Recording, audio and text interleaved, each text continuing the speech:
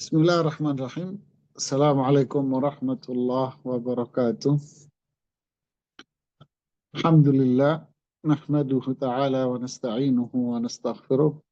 Wa nusalli wa nusallimu ala rasulillah wa ala alihi wa sahbihi wa ba'd. Alhamdulillah, Allah berikan kemudahan buat kita untuk kembali di kajian kita. Kajian tafsir di juz 30. Hari ini masuk pada bagian pertama di surat Al-Buruj.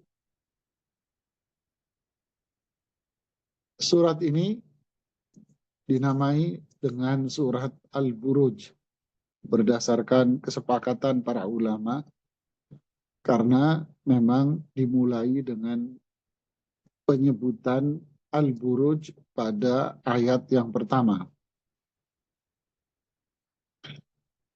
Dan juga para ulama sepakat bahwa surat ini diturunkan di saat Rasulullah SAW masih berada di kota Makkah. Artinya sebelum beliau SAW berhijrah ke Madinah. Adapun tema besar yang diusung oleh surat Al-Buruj ini adalah sebagaimana yang disebutkan oleh para ulama tafsir kita. Tema besarnya adalah bahasanya apa? Bahasa Arabnya, bahasa mereka tasliyah lirrasuli sallallahu alaihi wasallam. Lalu bahasa Indonesianya tasliyah ini hiburan buat Rasul sallallahu alaihi wasallam. Hiburan buat Rasul. Hiburan. Ya, hiburan. Atas celaan, cacian, hinaan, mungkin penyiksaan, dan juga penyiksaan ya, bukan mungkin, memang penyiksaan yang dialami oleh para sahabat-sahabatnya. Kok hiburan?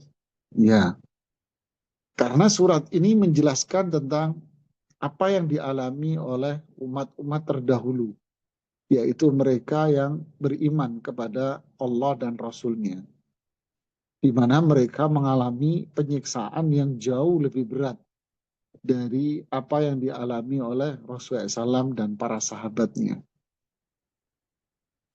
Beliau Shallallahu Alaihi Wasallam mengalami cacian, hinaan.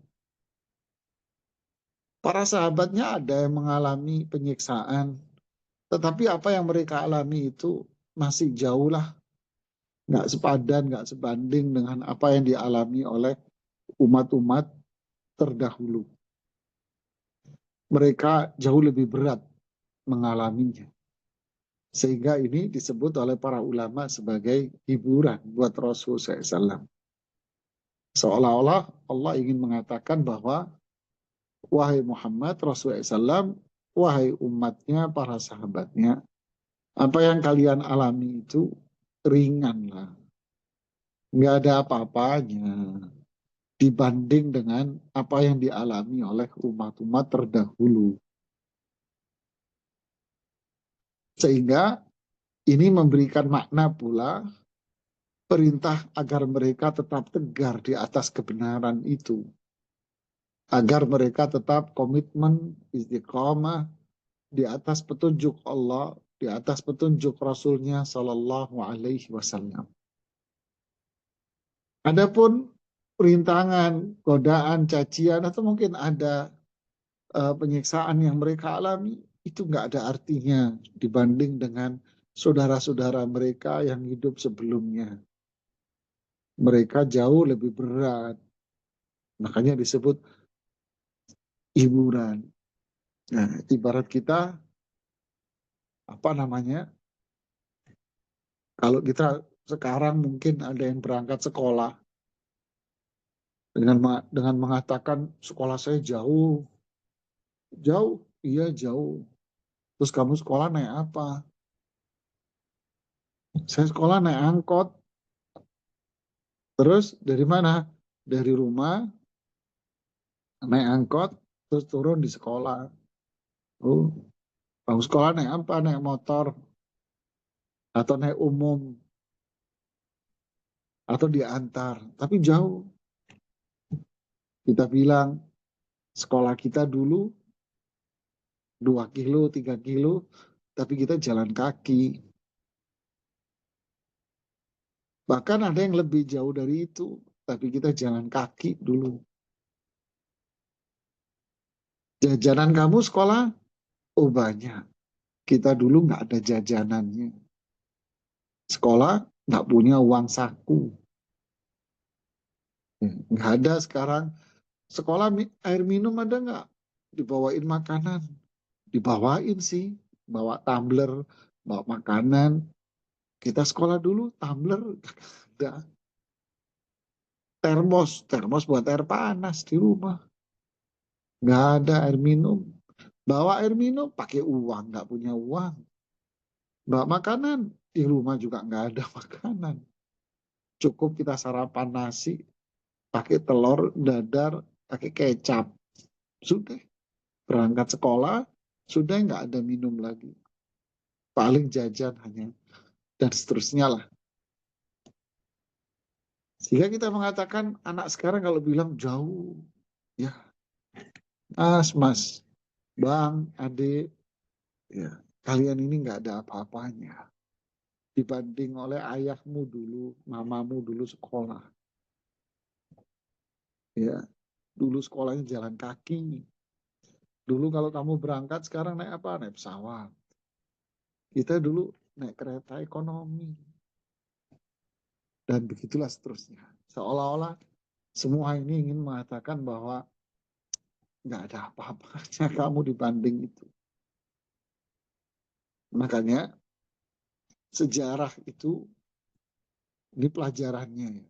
Mempelajari sejarah itu adalah bicara tentang kepribadian yang agung. Mempelajari sejarah itu belajar mengenal orang-orang yang mulia. Belajar sejarah itu adalah mengenal kehidupan yang sebetulnya. Belajar sejarah adalah belajar petunjuk untuk hidup yang benar. Belajar sejarah adalah belajar bersyukur. Belajar sejarah berarti kita belajar kesabaran. Kita akan dipenuhi dengan senyuman karena orang dulu lebih berat. Begitulah, inilah makna kenapa para ulama tafsir mengatakan surat Al-Buruj ini hiburan.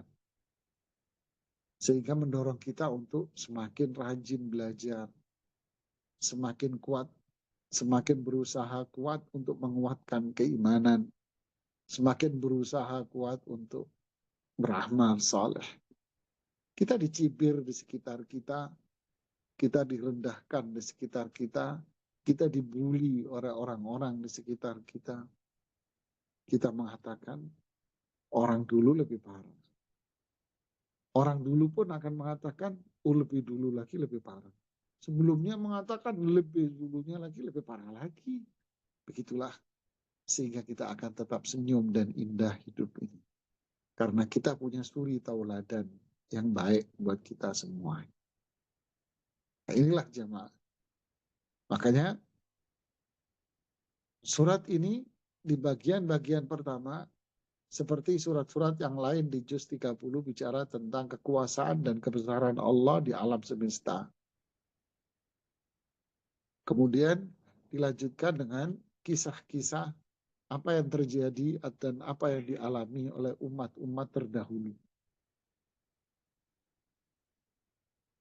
Ini satu pelajaran keimanan, suri tauladan, ibrah, dan secara tidak langsung adalah anjuran agar kita tetap istiqamah, sabar, teguh, tegar dalam dalam menjalankan sunnah, petunjuk Allah dan petunjuk Rasulnya. Kita masuk pada ayat yang pertama di surat Al-Buruj. Di surat ini Allah Subhanahu wa taala berfirman, A'udzu billahi minasyaitonir rajim. Bismillahirrahmanirrahim.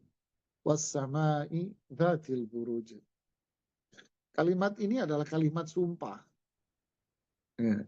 demi langit yang memiliki bintang-bintang. Ini kalimat sumpah. Allah bersumpah dengan makhluknya. Loh, emang boleh sumpah sama makhluk? Ya kalau Allah sih boleh-boleh aja. Allah berfirman, la yus'alu amma yaf'al. Kita tidak boleh bertanya atas apa yang diperbuat sama Allah. Kita yang akan dimintain pertanggungjawaban.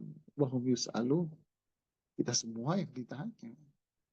Karena kita ini objek hukum. Sedangkan Allah yang menetapkan hukum. Kalau kita tidak boleh kita bersumpah dengan sesama makhluk. Bahkan itu termasuk perbuatan syirik. Demi ibuku, apalah, sumpah dengan sesama makhluk. Kenapa? Kok bisa gitu? Ya, karena sumpah itu kan pengagungan. Sumpah pengagungan. Berarti kalau kita bersumpah dengan sesama makhluk, berarti kita mengagungkan makhluk.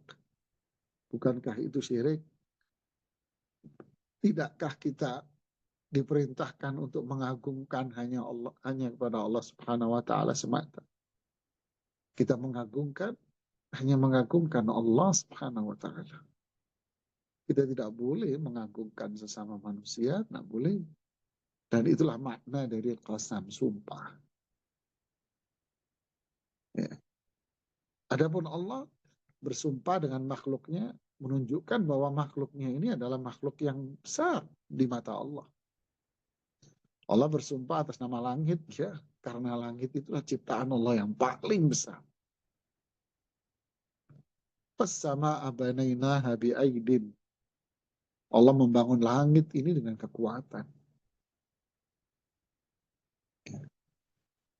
Ciptaan Allah yang paling besar adalah langit.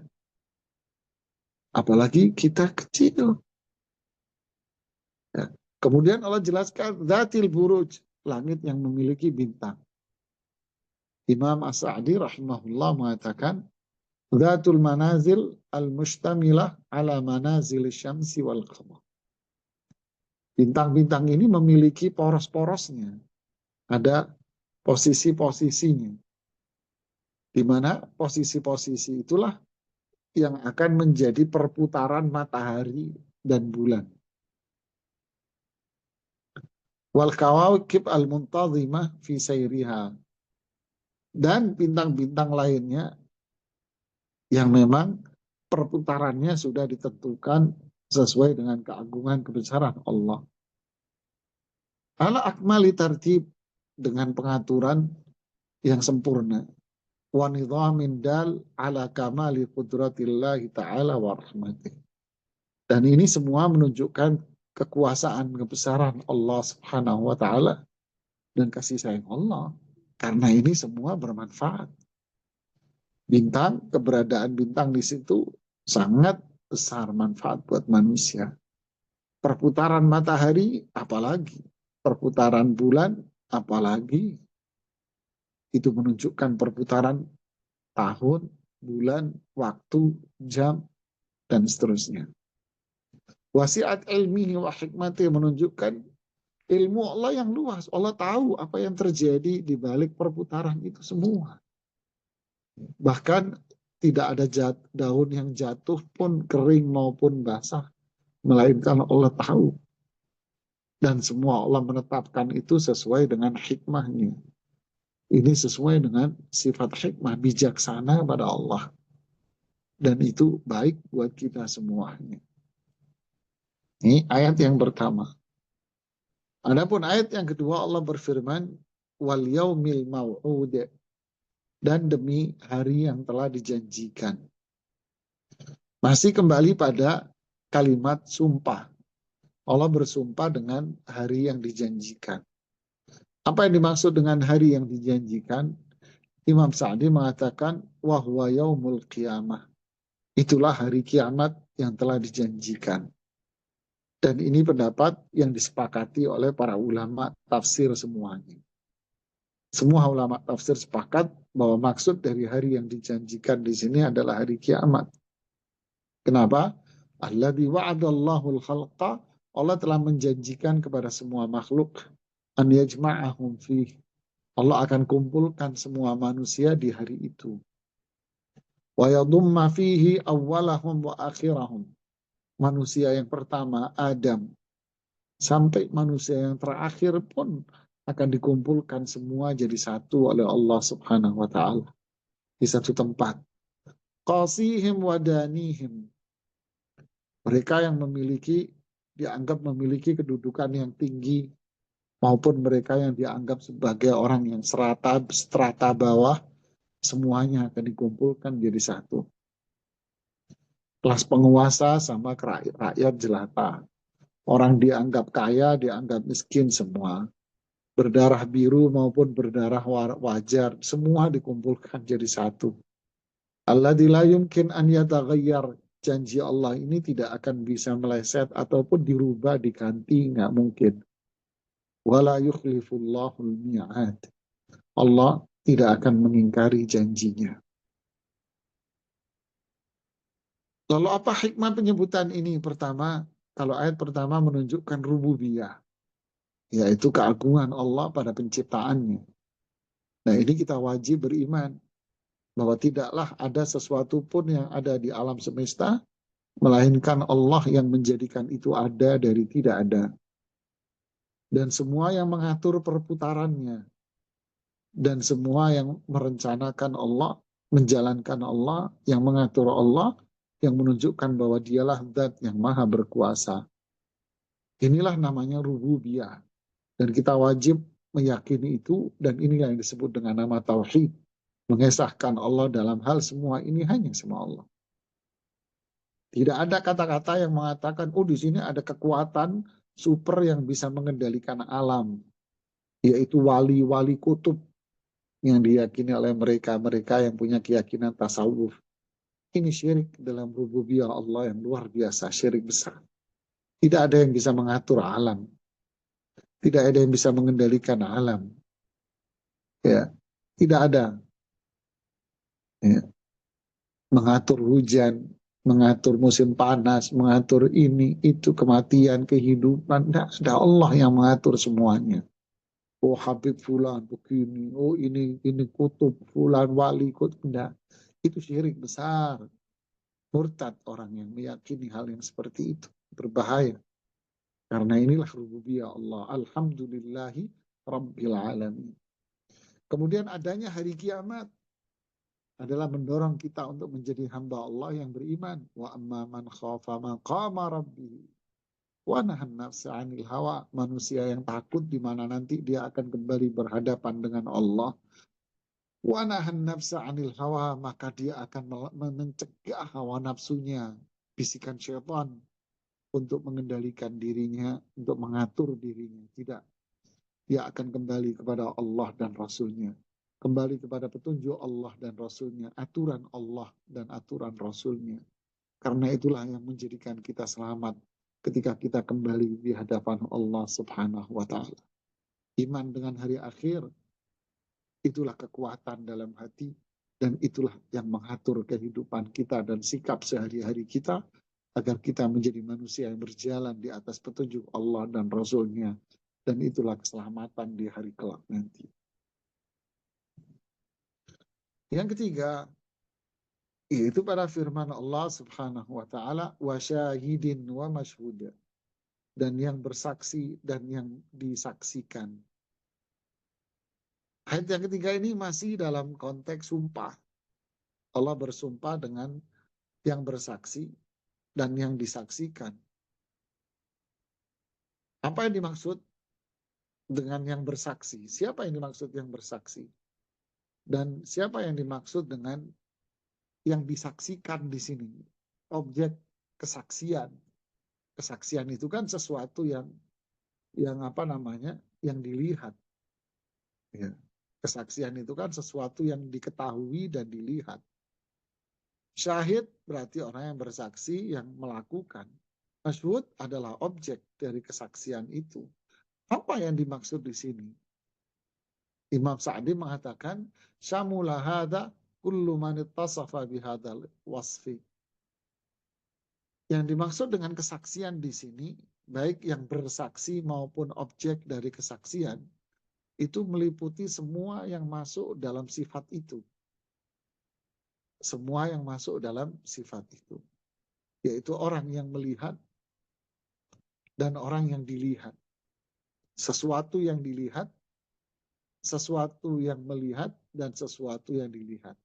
Sesuatu yang ada dan sesuatu yang terjadi di saat itu. Sesuatu yang dilihat maupun objek yang dilihat. Apa maksudnya, Ustaz? Memang sih beliau tidak menentukan apa maknanya di sini Imam Sa'di, karena kalau kita buka-buka kitab tafsir, kita akan mendapati di sana seperti yang disimpulkan oleh Imam Ibnul Jauzi di kitab tafsir beliau yaitu Zadul Masir. Imam Ibnul Jauzi yang wafat tahun 597. Imam Ibnul Jauzi, bukan Ibnu Qayyim loh ya, bukan lain. Nah, bukan. Ibnu Qayyim Al-Jauziyah. Nah, itu Al-Jauziyah. Beliau wafatkan tahun 751. Nah, ada lagi Imam Ibnul Jauzi. Ya, wafat tahun 597. Lebih dulu beliau hidupnya. Punya kitab tafsir namanya Zadul Masir. Beliau menyimpulkan pendapat semua para ulama tafsir sebelumnya dari kalangan para ulama salaf yang menjelaskan tentang makna dari syahidin wa majhudi ini apa. Beliau mengumpulkan dari semua itu ternyata terdapat sampai ada 24 pendapat para ulama tafsir tentang makna dari syahid wa majhud. Allahu Akbar. Jadi semuanya makanya Imam Sa'di bilang ya sudahlah semua itulah gitu ya. Semua yang menjadi saksi dan semua yang disaksikan. Kita juga akan bisa menjadi saksi kok atas apa yang ada pada keluarga. Kita juga bisa jadi objek kesaksian. Ya. Buat ini teman kita baik itu jadi saksi. Kita jadi objek juga. Yang jadi saksi apa?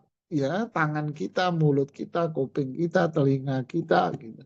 Kemudian yang menjadi saksi apa? Semua yang pernah kita lalui, kursi yang kita dudukin ini, yang kita pernah berjalan, ya tidak ada pohon, tidak ada batu, melainkan semua nanti yang akan menjadi saksi juga buat kita, kata Rasulullah SAW kan seperti itu. Tidaklah seseorang itu adzan, kemudian suaranya didengar oleh pohon, sampai batu-batuan, semua akan jadi saksi. Makanya kita dianjurkan untuk memperbanyak kebaikan. Sholat berjamaah, jalan kakinya. Jalan kaki kita akan menjadi saksi. Ya, saya dipakai untuk jalan ke masjid, saya dipakai untuk berbuat kebaikan. Tangan kita juga begitu. Kenanya kita pakai untuk berbuat kebaikan. Nanti akan jadi saksi mulut kita, kuping kita, mata kita, hidung kita. Semua anggota tubuh kita pakai untuk kebaikan agar semua menjadi saksi. Ya, kita pergi ke tempat-tempat yang baik agar tempat-tempat itu juga menjadi saksi buat kita semuanya nanti. Kita punya teman yang baik agar kita juga dijadikan saksi oleh dia dan kita jadi saksi bahwa kita punya teman yang baik. Begitulah untuk menjaga diri karena semua juga akan menjadi saksi dan disaksikan. Semua ini menunjukkan keadilan Allah Subhanahu wa taala di akhirat nanti. Pelajarannya inilah kehidupan yang kita harus berhati-hati dalam beramal, berbuat, berhati-hati dalam bergaul, ya, bersikap, cari teman, pergi ke tempat baik atau maksiat tempat kita. Hati-hati. Ya. Jadi ayat 1 sampai 3 ini masih bentuknya adalah sumpah. Nah, jawaban sumpah, kan sumpah itu kan kalimat yang belum sempurna. Demi Allah, terus berhenti, kan nggak sempurna. Demi Allah ini. Nah, ini itu kan jawaban sumpahnya dia. Istilahnya gitu, kalimat sempurna. Saya nggak ngerti bahasa Indonesianya ya. Ini bahasa Indonesia namanya apa dalam tata bahasanya. Kalau dalam bahasa Arab kan ini jawabul qasam. Ya, ini kalimat penyempurna dari sumpahnya. Kalau enggak kan enggak sempurna seperti orang sumpah tadi itu demi Allah terus dia diem. Kan yang nungguin kan bingung ini demi Allah terus mau ngapain kamu kan gitu kan. Lanjutannya apa kan. Nah, kelanjutannya itulah yang disebut dengan jawaban atas itu, menyempurnanya. Apa jawabannya penyempurnanya? Ayat yang keempat ini, yaitu Allah berfirman, Kutila ashabul ukhdud. Ya, kutila ashabul ukhdud.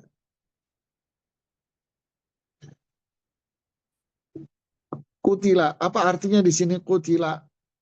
Kutila ini artinya dibinasakan, dihancurkan, dibunuh, dihancurkan, dilaknat. Jadi ini kalimat yang menunjukkan kebinasaan, ancaman akan kebinasaan. Siapa ashabul ukhdud? Yaitu mereka yang menggali ukhdud, lobang. Imam Sa'di mengatakan wal muqsam alaih. Inilah jawaban qasam sumpah itu.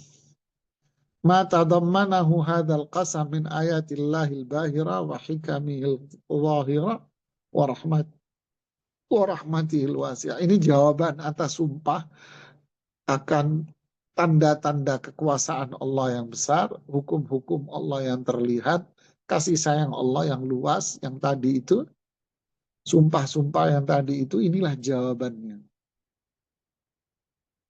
Lalu maknanya apa? Qutila ashabul ukhdud. Hada du'aun alaihim bil halak. Ini adalah doa, artinya sumpah, apa namanya, ini adalah doa ya. Terjemahnya doaun, ini doa kebinasaan untuk mereka. Maksudnya menyatakan pernyataan bahwa mereka ini yaitu ashabul ukhdud adalah orang-orang yang bakal binasa, celaka, diazab oleh Allah. Siapa ashabul ukhdud? Al-ukhdud itu artinya lobang di tanah, dibikin lobang gitu ya. Itu namanya al-ukhdud. Bikin lobang, lobang sumur, kolam renang, itu kan namanya ukhdud, lobang. Ashabul ukhdud, orang-orang yang bikin lobang. Imam Sa'di cerita, karena ashabul ukhdudi haula'i qauman kafirin. Mereka orang-orang yang gali lobang ini dahulu adalah orang-orang kafir. Waladaihim qaumun mu'minun, hidup di tengah mereka orang-orang beriman. Farawaduhum liddukhuli fi dinihim. Orang-orang kafir ini mencegah orang-orang beriman akan keimanannya. Bahkan mendorong mereka untuk kembali kepada kekafiran. Mendorong mereka, mengajak mereka, memaksa mereka untuk menjadi orang-orang kafir. Lalu apa sikap orang beriman? Famtana al-mu'minuna min dzalik. Orang-orang beriman tetap tegar dengan keimanannya. Mereka tidak mau kafir, mereka tidak mau syirik, mereka tidak mau masuk ke dalam lubang mereka, tidak mau. Fasyaqqal kafiruna ukhdudan fil ardi. Maka mereka orang kafir ini murka karena orang berimannya tidak mau menuruti mereka. Akhirnya mereka menggalilah lobang-lobang di tanah di bawah. Wa qadawu fiha naran. Lalu di lubang itu mereka menaruh kayu bakar, kemudian dinyalakan api yang luar biasa. Waqa'adu haulaha. Lalu mereka setelah membuat lubang, kemudian naruh kayu bakar yang begitu banyak, kemudian dinyalakan kayu bakar, api pun membumbung tinggi, dan mereka duduk di sekitar-sekitarnya untuk menikmatinya. Wafatanul mu'minina wa araduhum 'alaiha. Maka orang-orang beriman pun yang tadi yang nggak mau masuk agama mereka, yang nggak mau murtad, mereka tangkapin semuanya. Dan mereka setelah ditangkap, dan mereka menyiapkan orang kafir ini untuk dilempar ke dalamnya. Faman istajaba lahum atlaquh. Siapa yang mengikuti permintaan orang kafir ini, yaitu dia kafir murtad, maka dibebaskan. Wa man istamarra 'alal imani qadhafuhu finnar. Dan siapa yang tetap tegar dalam keimanannya dilemparkan ke dalam lubang yang penuh dengan api yang membara tadi itu. Artinya diberikan penawaran lagi ya, terakhir dari orang-orang kafir kepada orang beriman. Mau murtad nggak? Kalau mau murtad, dilepas. Kalau nggak mau murtad, mereka tetap mempertahankan iman dan tauhidnya, mereka akan dilemparkan ke dalam api itu. Wahada fi ghayatil muharabah lillah wa li hizbihil mu'minin. Ini secara jelas bahwa orang kafir ini memerangi Allah dan memerangi orang-orang beriman. Walihada la'anahumullah wa ahlakahum wa tawa'adahum. Oleh karena itu Allah melaknat mereka, mengutuk mereka, tidak akan sayang sama mereka. Kasih sayangnya dicabut dari mereka. Allah akan menghancurkan mereka semuanya. Allah ancam mereka di surat ini. Qutila ashabul ukhdud. Mereka akan dibinasakan dan dihancurkan oleh Allah karena mereka membinasakan umat Islam, orang yang beriman.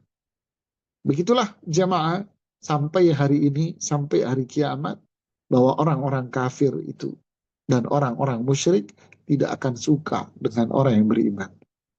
Mereka akan berusaha semaksimal mungkin, sedemikian cara, apapun caranya akan mereka lakukan. Untuk apa? Untuk menjadikan orang beriman ini kafir kembali, syirik kembali. Kalau mereka memiliki power negara besar, akan dihancurkan dan dibom oleh mereka. Ekonomi mereka akan dihancurkan oleh orang-orang yang seperti ini.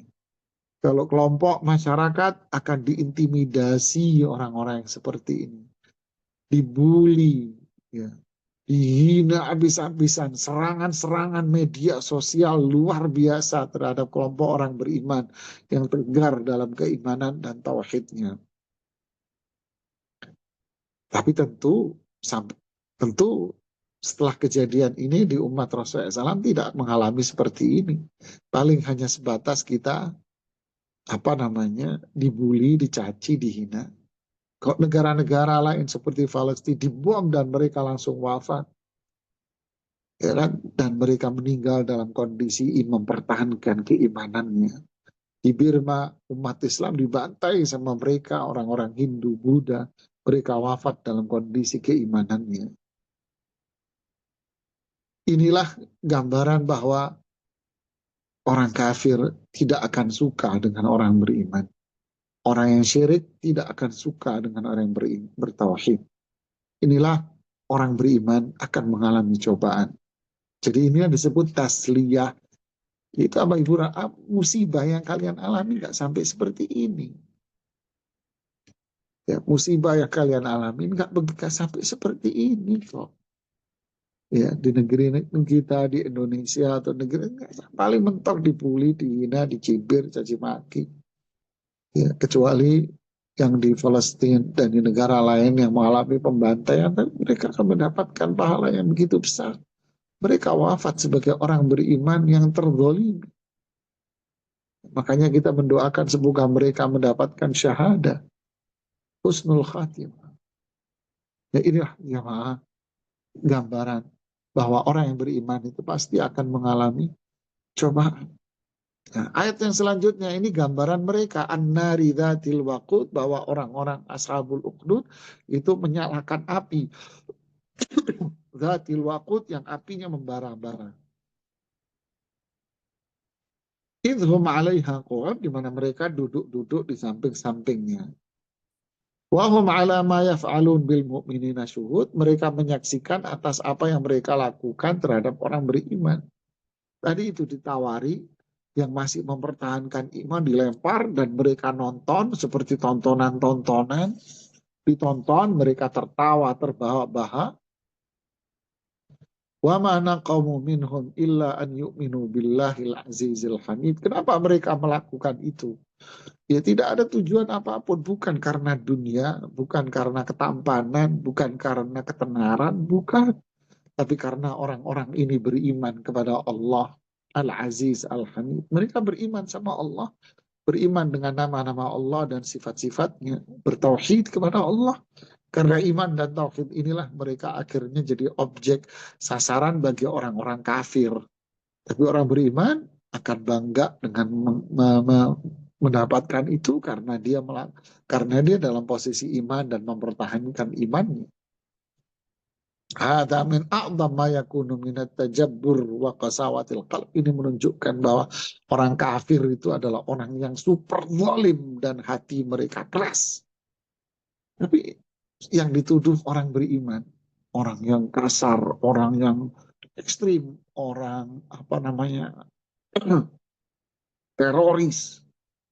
Padahal mereka yang memiliki terorisme terbesar itu terjadi pada diri mereka sendiri. Hati yang keras, kaku, tidak peduli pembantaian yang terjadi. Li'annahum jama'u bainal kufri bi ayatillah wa mu'anada. Karena dalam diri mereka itu kumpul dua. Mengingkari apa namanya wahyu, kemudian yang kedua melawan wahyu. Kemudian yang keempat muharabah ahliha. Mereka memerangi orang-orang yang beriman. Yang keempat, yang ketiga tadi, yang keempat menyiksa orang-orang yang beriman. Allati tanfatiru minhal qulub. Ya, yang membuat hati orang-orang yang melihat ini kan sedih. Ya sedih karena kita orang beriman. Wa huduruhum ya inda ilqa'i fiha. Dan orang-orang ini yang menunjukkan hati mereka ini keras apa?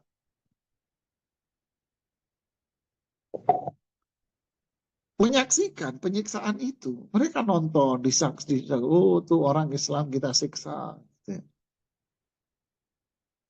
Kenyataannya mereka tidak menyiksa orang-orang ini karena harta, karena ini, karena itu, karena ingin menguasai wilayah atau kekayaan. Bukan. Mereka menyiksa ini murni karena apa? Satu penyebab yaitu iman. Masalahnya iman. Ya, kenapa Abu Lahab jadi memusuhi ponakan?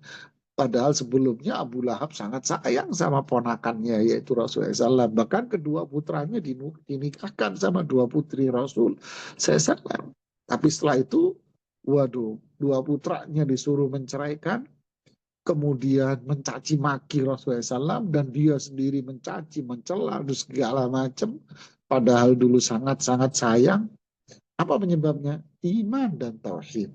Begitulah iman dan tauhid menjadikan orang-orang ini nanti dibenci sama orang kafir dan orang syirik. Wa annahum kanu yu'minun, ini orang-orang yang beriman kepada Allah. Kemuliaan hanya di tangan Allah, bukan tangan mereka, orang kafir.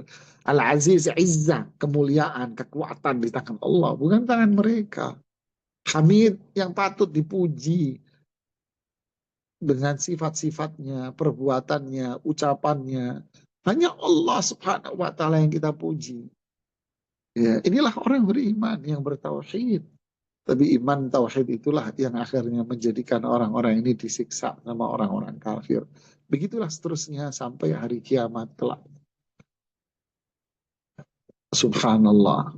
Begitulah seterusnya orang-orang beriman. Banyak ujian orang beriman itu berat. Keimanannya berat. Al-Anbiya, para nabi dulu ujiannya berat. Kemudian setelahnya.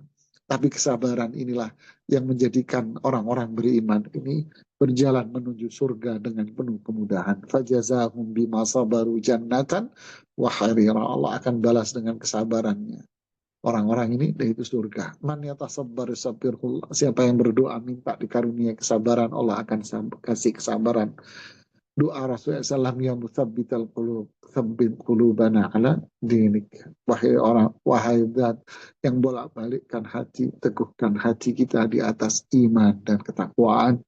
Allahumma inna nas'aluka al-afwa wal afiyah. Ya Allah, kami memohon kepadamu maafmu dan keselamatan buat kita di dunia dan di akhirat. Wallahu ta'ala alam bisawab. Ini yang bisa kita sampaikan di hari ini. Nanti kita akan lanjutkan di pertemuan berikutnya. Wallahu ta'ala alam. Silakan kalau ada yang mau bertanya. Baik, syukur Ustaz atas materi yang saya sampaikan. Kita lanjutkan ke sesi tanya jawab. Kami persilahkan kepada jamaah boleh bertanya secara langsung dengan raise hand terlebih dahulu atau menuliskan pertanyaannya di kolom chat.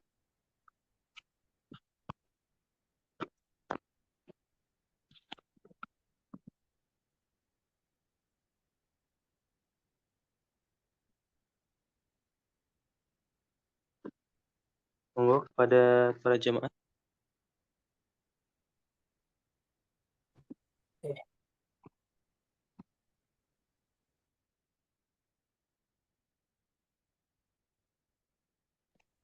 Baik, ada yang raise hand, kami persilakan pada Ibu Ida Rosyad. Iya, jazakallah khairan host. Barakallahu fikum. Assalamualaikum warahmatullahi wabarakatuh, Ustaz. Waalaikumsalam warahmatullahi Assalamualaikum wabarakatuh. Ustaz. Semoga Ustaz Amin, selalu dalam Allahumma. keadaan sehat walafiat dan jazakallah Amin, khairan atas tausiah dan ilmunya. Semoga menjadi pahala jariah buat Ustaz sampai akhir hayat nanti. Amin ya rabbal alamin. Amin, Ustaz, Allahumma. mungkin Anda di luar tema, tapi Anda ingin bertanya tentang bacaan Subhana Rabbiyal A'la dan Subhana Rabbiyal Azimi ketika sholat. Selama ini Anda mempraktekkan dengan wabihamdi, tapi baru-baru ini Anda ada mendengar wabihamdi itu dalilnya lemah. Jadi Anda ingin tahu yang mana yang afdolnya Ustadz, apakah karena dari kecil sudah belajar Subhana Rabbiyal Azimi wa bihamdi ternyata lemah. Mohon pencerahannya Ustadz. Jazakallah khairan. Barakallah fikum. Subhanallah dil azim wa bihamdi. Doa ketika sujud dan ruku Ustadz. Iya. Doa ketika sujud dan ruku dengan membaca Wa bihamdi. Subhanallah, Subhanallah wa bihamdi. Subhana Rabbiyal Azimi wa bihamdi dan Subhana Rabbiyal A'la wa bihamdi Ustaz. Iya. Itu tambahan wa bihamdi itu yang saya tahu memang riwayat sahih, Ibu. Sahih ya Ustaz ya. Iya, Subhanallah, Subhanallahil azimi wa bihamdi. Ini riwayat sahih, Ibu. Ya. Riwayat sahih bahwa Rasulullah SAW ketika ruku, ya, beliau membaca Subhanallahil azimi wa bihamdi, kan gitu kan? Iya, Subhana Rabbiyal Azimi wa bihamdi yang Ana praktekkan dari kecil dan yang Ana pelajari. Tapi minggu lalu Ana melihat di satu sosial media wa bihamdi itu tambahannya dalilnya lemah begitu Ustaz. Ya, yang saya tahu itu riwayat sahih disebutkan oleh Syekh Albani di Sifat Salat Nabi, Bu. Iya. Ya, dijelaskan di antara zikir-zikir setelah ruku itu adalah Subhanallah, Subhanallahi wa bihamdihi, Subhanallahi wa bihamdihi. Ya, Subhanallahil azim wa bihamdihi itu riwayat yang sahih dijelaskan oleh Syekh Albani di Sifat Salat Nabi, Bu. Ya. Baik. Nggak Jadi apa-apa, diteruskan Ibu. aja Ustadz ya membaca dengan seperti apa-apa. iya. Iya, jazakallah khairan Ustadz, barakallahu fikum. Iya. Assalamualaikum warahmatullahi wabarakatuh. Waalaikumsalam warahmatullahi Baik. Syukur atas jawabannya. Kami persilakan kepada Umu untuk bertanya kepada Ustadz. Umu Ammar. Jazakumullahu khairan host. Alhamdulillah, jazakumullahu khairan Ustadz atas materinya. Yang ingin ditanyakan Ustadz, tadi Ustadz menjelaskan tentang saksi. Sedikit yang Anda ketahui, kalau saksi itu satu persaksian laki-laki dan dua, kalau tidak ada laki-laki, dua orang wanita. Nah, apakah persaksian ini berlaku di pengadilan ataukah boleh ini untuk saksi ketika pernikahan Ustadz?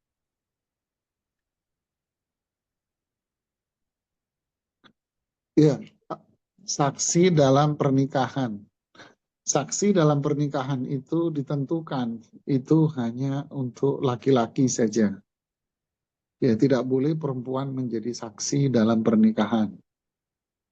Ya, sudah ditentukan oleh Allah dan Rasul-Nya dan dijelaskan oleh para ulama kita bahwa saksi dalam perkawinan itu laki-laki secara umum, kemudian yang kedua dari kalangan tertentu yang disebut dengan nama wali dari perempuan itu. Wali dari perempuan itu. Ya. Iya, Masya Allah Ustadz. Pertanyaan selanjutnya Ustadz, di ayat yang pertama tadi Ustadz tentang Allah bersumpah dengan langit yang mempunyai gugusan bintang, apakah boleh kita mengambil poin misalnya di situ adalah kebesaran Allah dengan nama dan sifatnya yang sempurna dan hikmahnya, apakah juga boleh kita tambahkan itu berupa benda? Maksudnya kan gugusan bintang ada di langit ya Ustadz ya.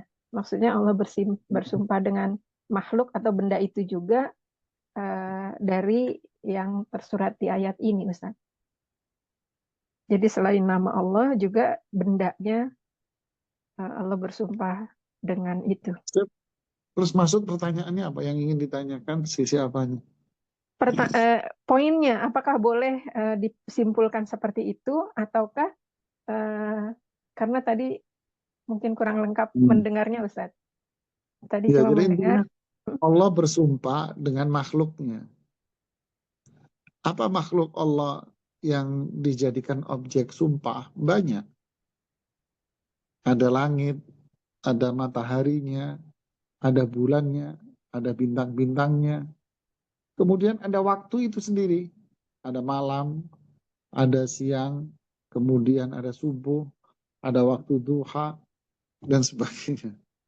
Ada jiwa manusia juga, wa nafsin, wa ma sawwaha, wa ma sawwaha. Gitu.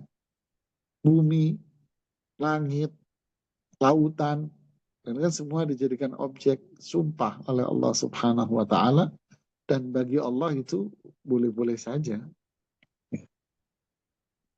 Ya Ustadz, jazakumullahu khairan.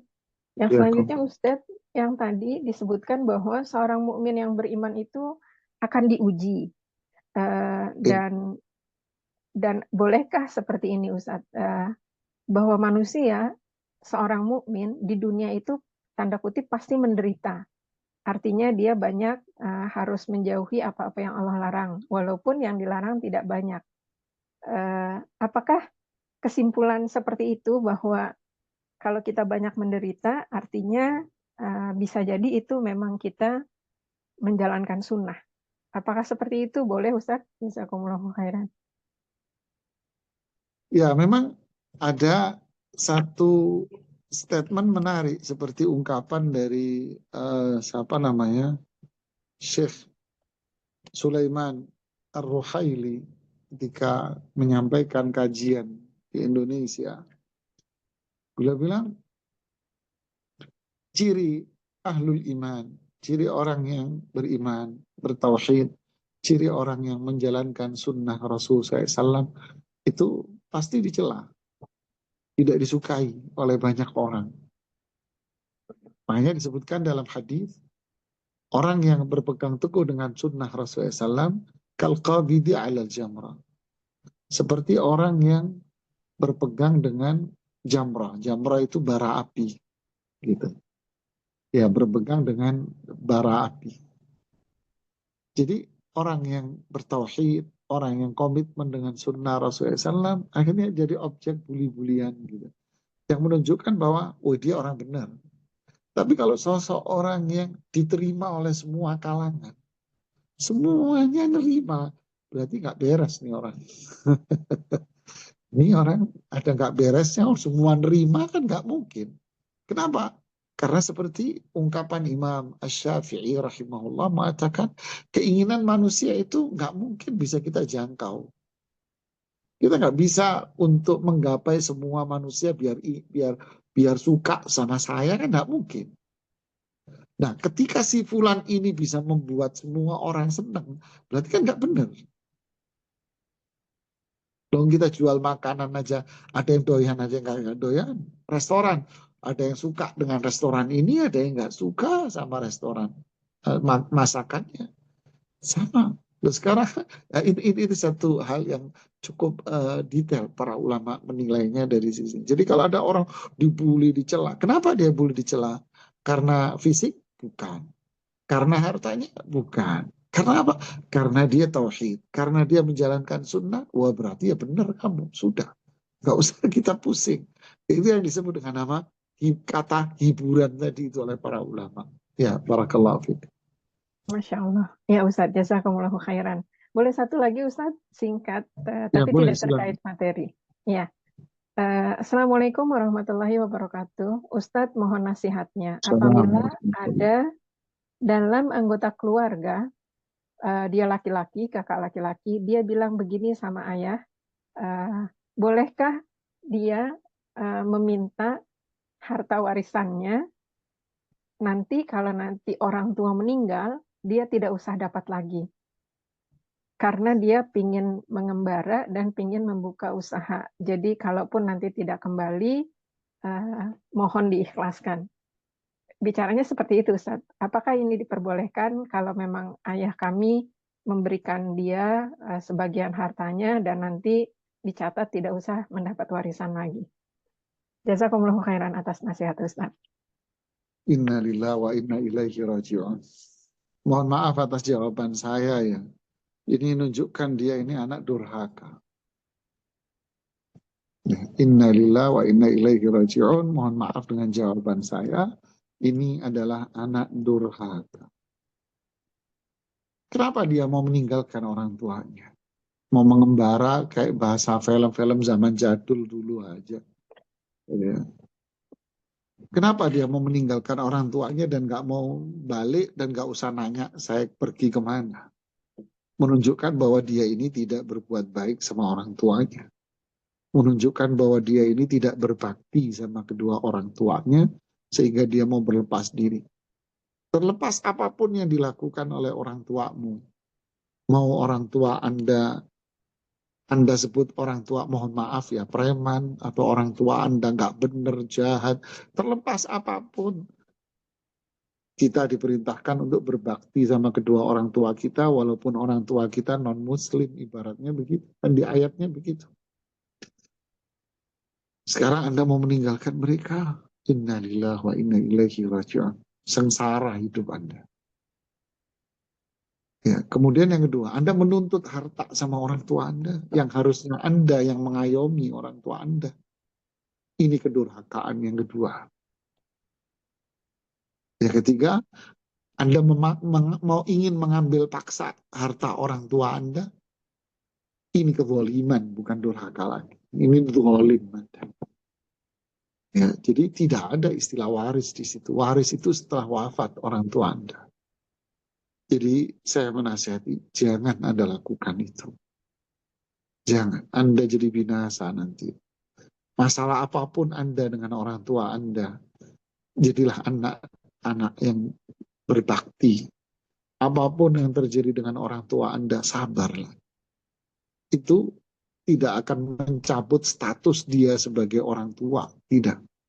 Wajib Anda berbakti sama ayah dan ibumu. Sama ayahmu tetap. Ya, baktilah. Itulah kebahagiaan Anda. Ayahmu, al-walid awsatu abwabil jannah. Ayahmu itu pintu surga yang paling mulia. Ya, berhati-hatilah. Barakallahu fikum. Wafikum barakallah. Jazakumullahu khairan Ustaz. Baik, jazakallah khairan Ustaz atas jawabannya. Saya ingin jawab Kita masih pertanyaan ada Ibu yang tadi. raise hand. Sebentar. Saya ingin menjawab pertanyaan Ibu tadi yang menanyakan zikir subhana rabbiyal azimi wa bihamdi. Tadi saya nyari belum ketemu, ini alhamdulillah sudah ketemu. Hadis yang menjelaskan tentang zikir subhana rabbiyal azimi wa bihamdi. Ini hadis riwayat Imam Abu Dawud dari sahabat Uqbah bin Amir. Dari sahabat Uqbah bin Amir. Dengan tambahan wa bihamdi. Di sini para ulama hadis yang kontemporer berbeda pendapat dalam hal penilaian hadis ini.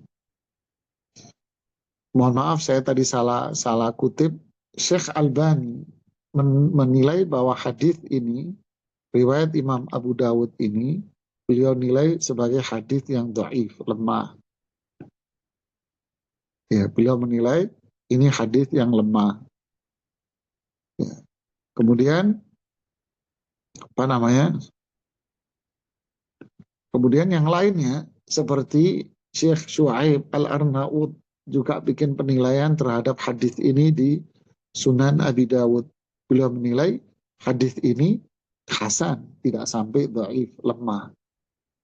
Jadi para ulama hadis sendiri berbeda pandangan. Mungkin kalau Anda Ibu tadi baca artikel, mungkin yang menulis itu melihat satu sisi tadi, pendapat satu ulama. Tapi ada ulama lain yang menilai bahwa zikir ini dinilai sebagai zikir yang hasan. Hadisnya hasan sedang. Kalau hadisnya hasan sedang, berarti tambahan wa bihamdih itu boleh dipakai. Barakallahu fikum, jazakumullah khairan. Dan memang kalau dilihat dari yang lainnya, zikir-zikir yang boleh disebutkan oleh para ulama di sini memang ada 5 macam zikir ruku itu kan. Subhana rabbiyal azim. Ini memang riwayat Imam Muslim dari Hudzaifah bin Yaman.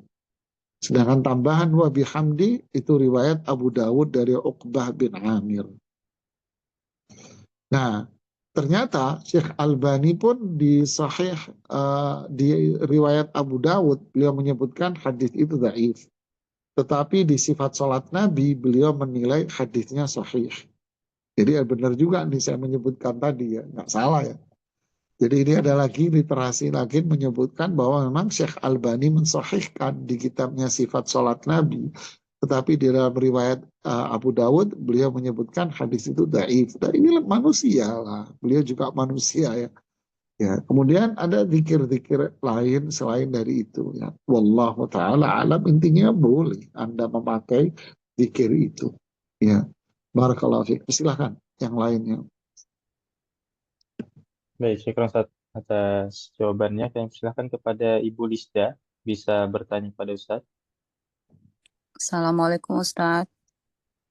Waalaikumsalam warahmatullahi wabarakatuh. Jazakumullah khairan khasiran Ustaz atas ilmunya. Semoga Ustaz selalu dalam lindungan Allah Amin. Allahumma. dan sehat semuanya jamaah. Ingin saya tanyakan gini Ustaz, setiap kali saya bertanya gitu sesuatu kepada Allah, saya seringkali menemukan jawaban itu gini, apakah Al-Quran itu benar sebagai media kita berkomunikasi dengan Allah gitu? Karena dahulu ketika saya mungkin jalan hijrah saya kali gitu ya, ketika saya bertanya tentang sesuatu, ya Allah aku ingin berkomunikasi denganmu gitu ya, aku ingin munculkan gitulah, munculkan wujudnya gitu. Pernah dulu saya minta kayak gitu, terus akhirnya saya buka Al-Quran, tapi Allah seakan-akan menjawab pertanyaan saya gitu, pas begitu buka, asal buka gitu random, terus saya baca artinya, saya seringkali menemukan jawaban yang saya pertanyakan tentang hal-hal gitu kepada Allah. Apakah ada dalilnya gitu Ustaz bahwa memang Al-Quran itu sebagai media kita berkomunikasi kepada Allah gitu. Itu pertama. Kedua, mengenai bacaan ruku dan sujud seperti Ibu yang tadi ya. Kalau saya biasa membaca itu benar nggak buat ruku dan sujud sama. Subhanakallahumma rabbika wa subhanakallahumma wa bihamdik Allahumma ghfirli gitu ya Ustaz. Itu bisa dipakai untuk ruku dan sujud kah gitu. Itu aja sih Ustaz, itu dulu yang saya ingat. Jazakumullah khairan khasiran Ustaz. Ya, jawab secara ringkas Bu, jazakillah khair. Yang pertama yang Ibu sampaikan itu bisikan-bisikan syaitan Ibu.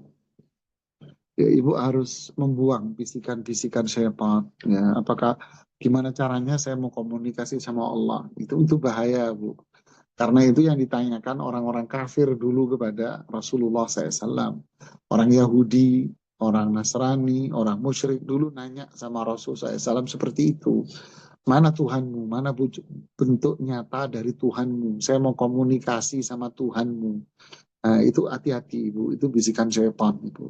Ucapkan dalam hati ibu, a'udzubillahi minasyaitonir rajim. Jadi hilangkan kalimat-kalimat itu di pikiran ibu. Lantas pertanyaan berikutnya, bagaimana saya dekat dengan Allah? Nah, dekat dengan Allah itu dengan sujud, ibu. Nah, posisi paling dekat seorang hamba dengan Allah itu di saat kita sujud, ibu. Artinya apa? Perbanyaklah sholat. Sholat wajib pasti, kemudian perbanyaklah dengan sholat-sholat sunnah. Itu posisi kita paling dekat dengan Allah. Kemudian yang kedua, rajinlah kita dengan Al-Quran. Baca Quran. Kita membaca Quran itu berarti kita dekat dengan Allah. Bahasa komunikasi ini bahaya, Bu, riskan. Yaitu kalimat yang berbahaya. Jauhi aja kata-kata itu. Ya, saya pengen komunikasi sama Tuhan. Siapa perwakilan Tuhan di dunia? Wah, ini bahaya, Bu, bahaya. Itu bahasanya nanti sering dipakai orang-orang kafir, Bu. Jangan, ya. Hati-hati. Kita ingin dekat sama Allah, ya. Bagaimana caranya saya dekat sama Allah? Nanti kalau saya meminta berdoa, Allah dengar, pasti Allah dengar keluh kesah kita. Ya, caranya rajin sholat, Ibu. Kemudian Al-Quran. Kemudian berdoa. Kemudian pantangannya tinggalin. Kayak kita ke dokter ya. Pantangannya tinggalin. Apa pantangannya? Semua yang dilarang oleh Allah. Syirik, maksiat, dosa besar tinggalkan. Kita pasti akan menjadi hamba Allah yang dekat. Doa-doa kita pasti akan dikabulkan oleh Allah. Barakallahu fikum. Kemudian doa rukuk tadi, masih tertarik dengan doa rukuk. Doa rukuk itu ada 5 macam doa rukuk itu. Yang pertama, Subhana rabbiyal azim, itu riwayat Imam Muslim. Subhana rabbiyal azimi wa bihamdi, itu riwayat Imam Abu Dawud. Berarti kalau sujud sama Subhana rabbiyal a'la, berarti ditambahin Subhana rabbiyal a'la wa bihamdi. Kemudian yang ketiga, Subuhun Qudusun Rabbul Malaikati war Ruh. Subuhun Qudusun Rabbul Malaikati war Ruh. Ini di saat rukuk dibaca oleh Rasulullah SAW, begitu juga di saat sujud, riwayat Imam Muslim dalam sahihnya. Begitu pula yang dibaca oleh ibu tadi, Subhanakallahumma Rabbana wa bihamdika Allahumma aghfirli. Subhanakallahumma Rabbana wa bihamdika Allahumma aghfirli. Ini riwayat Imam Bukhari dan Muslim. Ya. Kemudian ada lagi yang panjang, Allahumma laka raka'tu wa bika amantu wa bika sajatu, dan seterusnya. Itu panjang, jarang lah kita baca itu ya. Ya, barakallahu fiik. Silakan. Baik, syukur Ustaz atas jawabannya. Kami silakan kepada Bapak Tirmizi. Soalnya kepada Ustaz. Baik, terima kasih Ustaz Sofi. Assalamualaikum warahmatullahi wabarakatuh, Pak Ustaz. Waalaikumsalam warahmatullahi wabarakatuh. Izin bertanya, ini di luar tema Pak Ustaz mengenai zakat perhiasan, emas perhiasan, kalau diizinkan Pak Ustaz. Ya, kalau bisa saya jawab, Pak. Iya. Begini, untuk zakat emas perhiasan yang memang sudah kita berikan ke istri kita yang dipakai sehari-hari begitu, yang itu memang untuk menjadi kelengkapan istri lah, seperti itu. Apakah itu untuk menghitungnya nisab dan haulnya itu terpisah dengan emas yang memang kan yang kita simpan sebagai simpanan, yang sebagai pengganti uang tabungan? Apakah harus dipisah atau digabung seperti itu, Pak Ustadz? Kalau perhiasan ini kan memang sehari-hari di istri kan, kalau yang tabungan simpanan kan memang tidak kita pegang-pegang begitu, Pak Ustadz. Nah, kemudian juga bagaimana kita menghitung untuk kalau tadi nisabnya, kalau yang perhiasan ini kan ada yang emas 22 karat, ada emas yang 18 karat, selain mungkin ya sebagian kecil yang emas 24 karat seperti itu, Pak Ustadz. Kalau mohon dibantu kami ini mungkin untuk kami hitung kalau untuk keluar zakat seperti itu. Kalau memang itu memang harus dihitung digabung atau mungkin juga dihitung terpisah. Jazakallah khairan atas jawaban Pak Ustadz nantinya. Assalamualaikum warahmatullahi wabarakatuh. Sebentar Pak, yang dimaksud dengan perhiasan di sini yang dipakai Pak ya? Ya, Tujuannya apa? Dipakai atau untuk investasi, Pak? yang dipakai Pak Ustadz. Karena investasi memang ada tersendiri yang memang itu apa namanya yang akan kami hitung memang nanti apa haul dan nisabnya. Tapi yang kami pertanyakan ini yang dipakai sehari-hari dan memang itu sudah menjadi hak istri ya. Kalau misalnya kami tahu juga di apa ya di kampung kami dulu itu kalau yang sudah jadi hak istri misalnya pernah kami Iya, tahu paham. kalau seorang Iya, istri paham, itu Pak. meninggal ya Pak Ustadz. Iya, paham saya. Oh iya baik Pak Ustadz. Iya. Baik ya Jadi, kalau ada terima kasih, Pak, pertanyaannya. ya Zakat perhiasan. Ya, perhiasan yang dimaksud dengan perhiasan di sini adalah perhiasan yang dipakai. Terlepas dipakainya sering atau dipakainya jarang-jarang. Untuk kondangan saja, untuk momen tertentu, untuk acara tertentu dipakai. Yang jelas dipakai. Jadi dipakainya sering ataupun jarang sama saja. Nah, zakat akan perhiasan yang seperti ini, pendapat yang paling kuat dari kalangan para ulama fikih bahwa itu tidak ada zakatnya, Pak. Ya, saya ulangi. Perhiasan yang dipakai, terlepas dipakai sering ataupun jarang. Ya, pendapat yang paling kuat di kalangan para ulama fikih bahwa itu tidak terkena zakat. Dan itu pendapat mayoritas para ulama fikih.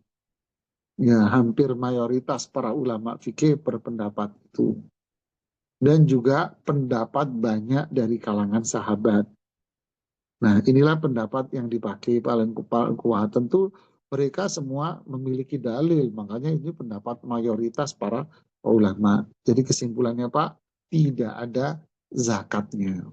Jadi yang dibahas ini ingat Pak, emasnya dan peraknya. Adapun permata dan berliannya itu terhitung dengan kategori harta.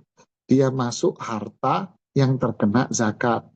Jadi kategorinya berlian permata bukan kategori emas, tapi dia masuk harta simpanan, termasuk uang, zakat termasuk uang. Nanti kalau pas 1 tahun, hitungannya 1 tahun, 1 nisab, digabung dia berapa nilai permata dan berlian, ditambah dengan tabungan-tabungan dia, di total di situ dikeluarkan 2,5% setiap tahun dan perputarannya. Wallahu a'lam bishawab. Yang lainnya? Belum ada lagi Ustaz untuk yang bertanya. Ya. Terima kasih, jazakumullahu khairan. Ya, kita lanjutkan insya Allah di pertemuan berikutnya. Kita tutup dengan doa kafaratul majlis. Subhanakallahumma bihamdik. Asyhadu an la ilaha illa anta. Astaghfiruka wa atubu ilaik. Assalamualaikum warahmatullahi wabarakatuh. Waalaikumsalam warahmatullahi wabarakatuh. Syukran wa jazakumullah khairan Ustaz atas materi yang sudah Jazakumullah disampaikan khairan. serta Jazakumullah khairan.